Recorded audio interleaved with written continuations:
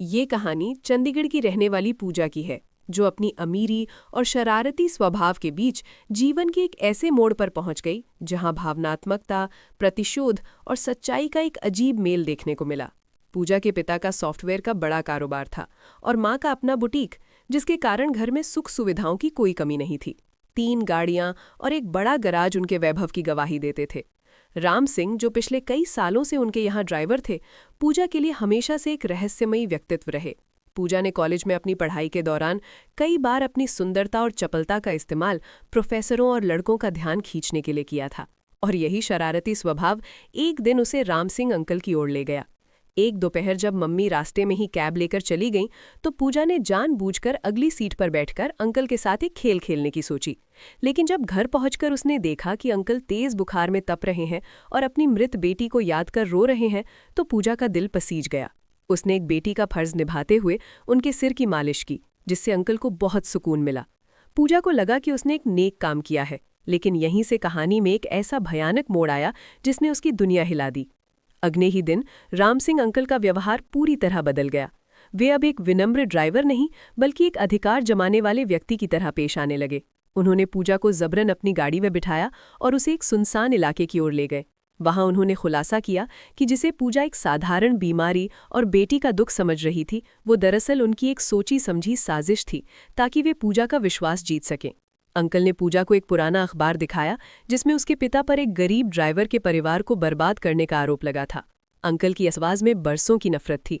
उन्होंने बताया कि कैसे पूजा के पिता की एक कथित गलती ने उनकी बेटी की जान ले ली थी। इतना ही नहीं, उन्होंने पूजा को ब्लैकमेल करना शुरू कर दिया। उनके पास पूजा के कॉलेज के वे वीडियो और तस्वीरें थीं जब वो अपने प्रोफेसरों के साथ नज़दीकियां बढ़ा रही थीं। पूजा अपनी ही हरकतों के जाल में फंस चुकी थी। उसे एहसास हुआ कि जिसे वो मज़ा समझ रही थी, वो अब उसके और उसके परिवार के सम्मान के लिए खतरा बन चुका है। अंकल उसे एक पुराने फार्म हाउस ले गए, जहां दीवारों पर पूजा की बचपन से अब तक की हजारों तस्वीरें लगी थीं। ये देखकर पूजा की रूह कांप गई कि कोई इंसान इतने सालों से उसके साई की तरह पीछे लगा हुआ था। वहां पूजा को कैद कर लिया गया और उसके पिता से फिरौती के साथ साथ पुराने हिसाब चुकता करने की मांग की गई।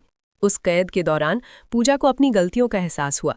उसे समझ आया कि उसकी छोटी छोटी शरारतें और लोगों की भावनाओं के साथ खेलना उसे किस मोड़ पर ले आया है। लेकिन कहानी का सबसे बड़ा रहस्य तब खुला जब पूजा को फार्म हाउस की एक पुरानी अलमारी में कुछ गुप्त फाइलें मिली।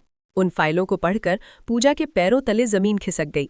उन दस्तावेजों से ये साबित होता था कि जिस घोटाले के लिए अंकल पापा को दोषी मान रहे थे, उसके पीछे असली हाथ पापा के बिजनेस पार्टनर का था। पापा ने तो उल्टा उस वक्त अंकल के परिवार की आर्थिक मदद करने की कोशिश की थी, लेकिन पार्टनर ने बीच में हेराफेरी कर दी थी। जब पूजा ने ये सच्चाई राम सिंह अंकल को दिखाई, तो उनका सालों का प्रतिशोध पल भर में पछतावे के आंसुओं में बह गया। उन्हें समझ आया कि उन्होंने एक गलत इंसान से नफरत की और उस बच्ची को चोट पहुंचाने की कोशिश की जिसे वो अपनी बेटी की तरह मान सकते थे। उस रात फार्म हाउस में एक गहरा सन्नाटा छा गया, जो नफरत के खत्म होने का प्रतीक था। सुबह होते ही अंकल ने पूजा को सुरक्षित घर पहुंचाया। पापा और अंकल के बीच की गलतफहमियां दूर हुईं और पापा ने उन्हें माफ कर दिया।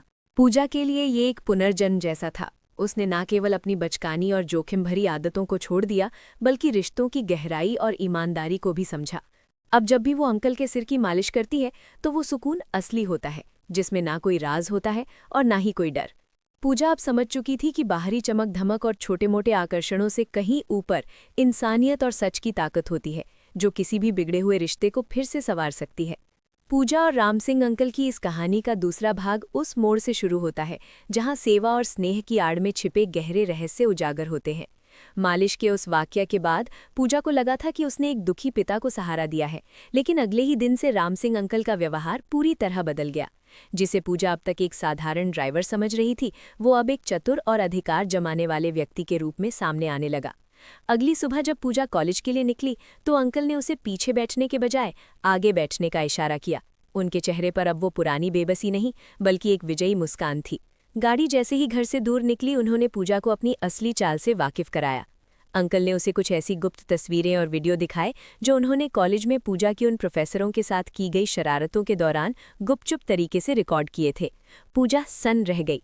जिस खेल को वो केवल मनोरंजन समझ रही थी, वो अब उसके गले की फांस बन चुका था। अंकल ने उसे साफ कर दिया कि अब वो उनकी मर्जी के बिना एक कदम भी नहीं उठा सकती।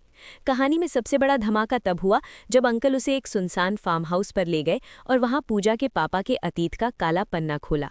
उन्होंने एक पुरानी अखबार की कतरन दिखाई जिसमें पूजा के पिता पर राम सिंह अंकल के परिवार को तबाह करने का आरोप लगा था।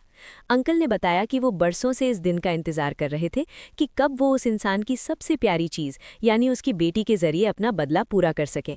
पूजा को अपनी गलती का एहसास हुआ कि कैसे उसने अनजाने में एक ऐसे व्यक्ति को अपने करीब आने का मौका दिया जो नफरत की आग में जल रहा था।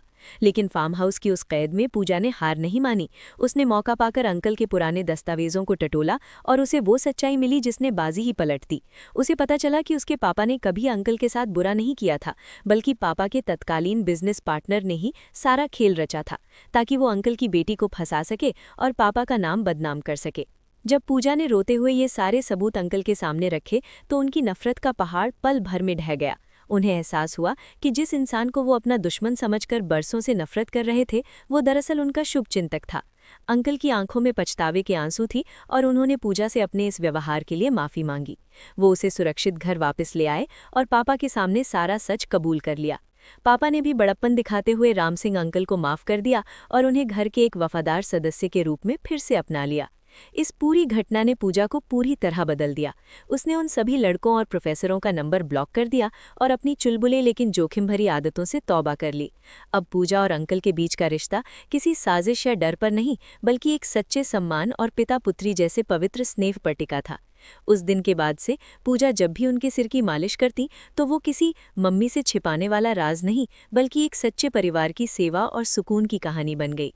पूरा वीडियो देखने के लिए एरो पर क्लिक करें और हमारे YouTube चैनल को सब्सक्राइब करना ना भूलें।